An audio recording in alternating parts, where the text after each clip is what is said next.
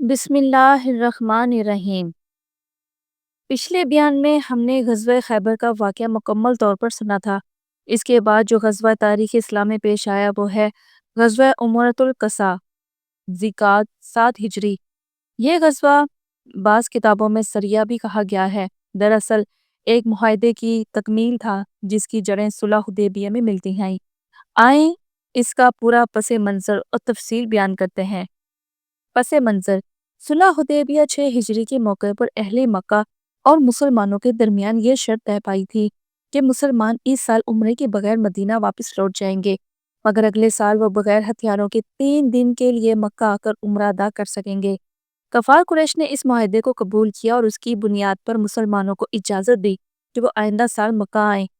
روانگی: ذی-قعدہ 7 ہجری میں نبی کریم صلی اللہ علیہ وسلم نے 2000 کے قریب صحابہ کرام کے ساتھ مدینے سے مکہ کی طرف سفر فرمایا۔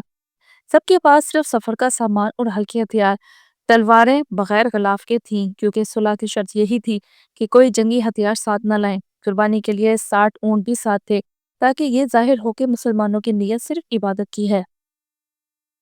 اہل مکہ کا رد عمل: مکہ کے مشرکین مسلمانوں سے سخت حسد اور خوف میں مبتلا تھے۔ انہوں نے یہ فیصلہ کیا کہ مسلمانوں کو دیکھنا بھی نہیں اور 3 دن کے بعد فوراً شہر چھوڑ جانے پر مجبور کرنا ہے۔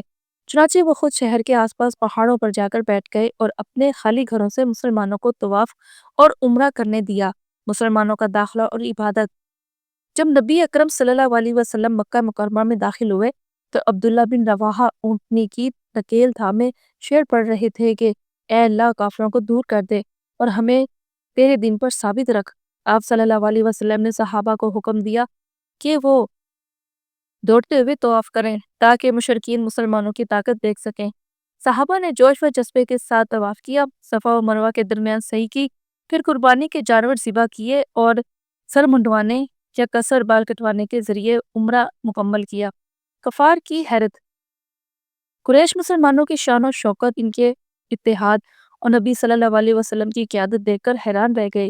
خاص طور پر صحابہ کا جوش، طاقت اور محبت رسول اللہ صلی اللہ علیہ وسلم نے ان کے دلوں کو ہلا کر رکھ دیا۔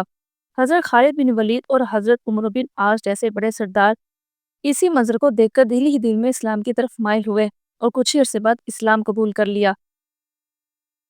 3 دن کی مدت پوری ہونا: معاہدے کے مطابق مسلمان صرف 3 دن مکہ میں رہ سکتے تھے۔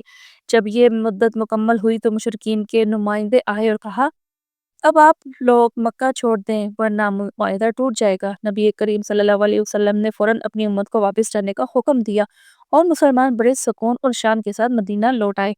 نتائج اور اثرات: یہ سفر کسی جنگ کے لیے نہیں بلکہ ایک عبادت اور صلح کی پاسداری کا نمونہ تھا۔ مسلمانوں کی طاقت اور اتحاد کا اثر اہل مکہ کے دلوں پر بیٹھ گیا۔ یہ وہی موقع تھا جسے دیکھ کر کئی بڑے سردار اسلام کی طرف جھک۔ اللہ تعالیٰ نے مسلمانوں کو عزت و کامیابی عطا فرمائی اور یہ واضح کر دیا کہ اب مستقبل قریب میں مکہ مسلمانوں کے ہاتھوں فتح ہوگا۔ قرآن مجید میں بھی اس عمرے کی طرف اشارہ ملتا ہے۔ الفتح آیت نمبر 27، یعنی یقیناً اللہ نے اپنے رسول کو وہ خواب سچا کر دکھایا کہ تم ضرور مسجد حرام میں داخل ہوگے۔ تو کیسی لگی آپ کو آج کی یہ ویڈیو؟ پسند آئی ہو تو لائک کیجیے اور چینل کو سبسکرائب کیجیے۔